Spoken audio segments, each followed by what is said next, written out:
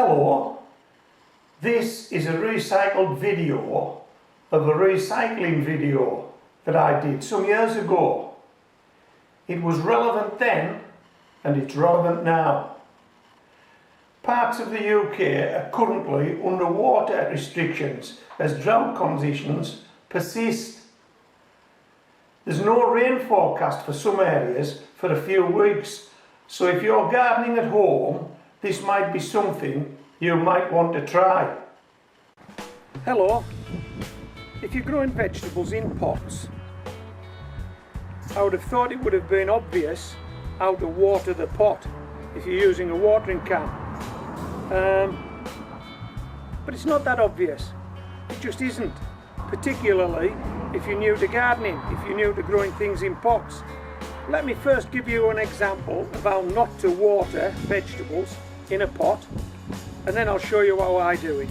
And for this little demonstration, I've got just about a pint of water in this container I'm going to put in this watering can. These are some potatoes growing in a pot. These are some carrots growing in a pot. I don't know if you can see, Molly's lying down front there. I'm going to put the rows on the watering can. Okay. And I'm going to give these carrots 1 pint of water there or thereabouts. It's quite windy today, the sun's out. We'll just do this. Okay.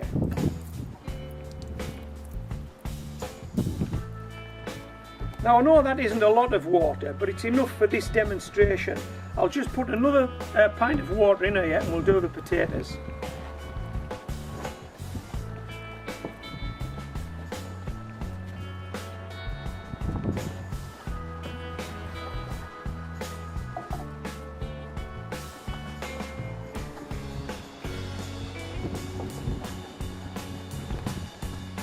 Excuse me, Molly. Okay, so that's the carrots watered. We've got another pint of water in this watering can. We'll do the potatoes.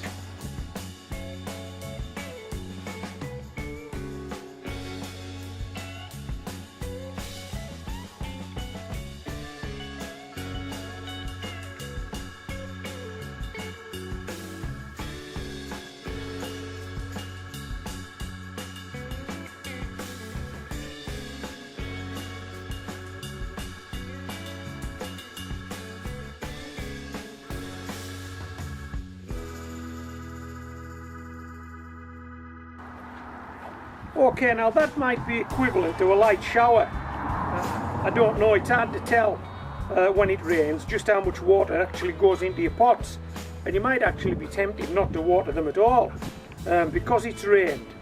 But that would be a mistake unless you've had torrential rain, and I'll tell you why. I'm not too sure if you can see this, but most of this water that I put on this potato plant is still on the leaves. In fact, very little of it has got onto the soil or the dirt in the pot. Most of it is on these leaves, and most of the water that went on these carrots is on the leaves. Very little, if any, has gone into the pot. It's on the leaves. When I move these pots out of the way, you'll see that there's quite a bit of water actually not even on the leaves. You can see it's on the ground.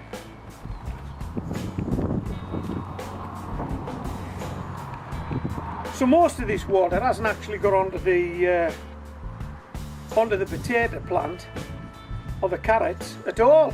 It's either gone on the leaves where it'll just evaporate off, it'll do the plant no good at all, or it's finished up on the ground, and again it'll do the plants no good at all. It needs to be on the soil, on the compost, in the pot.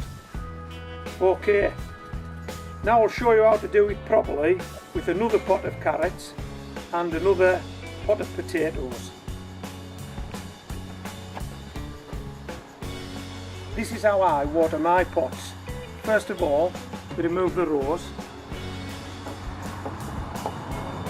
and we water just using the nozzle and directly to the soil or dirt or compost in that pot. Okay. Now if I pour in there a pint of water, I know that that potato's had a pint of water. It's all gone in the pot. It's gone nowhere else but into that soil, into that dirt.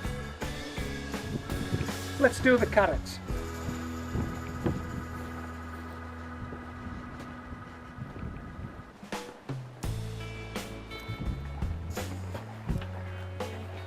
I've just put another pint's worth of water in this watering can. Put the nozzle into the carrots and water the compost. Water the soil, water the dirt.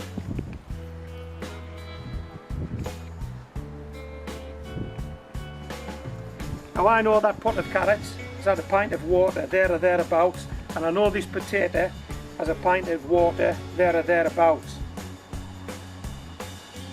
Had I watered over the top of these plants, then who knows what would have gone in the pot.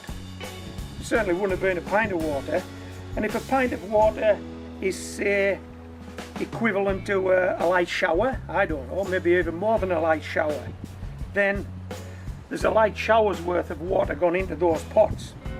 But it wouldn't go into those pots if it was an actual light shower, would it? I mean, I've demonstrated that earlier. Most of it would not go into the pots. So it's vitally important.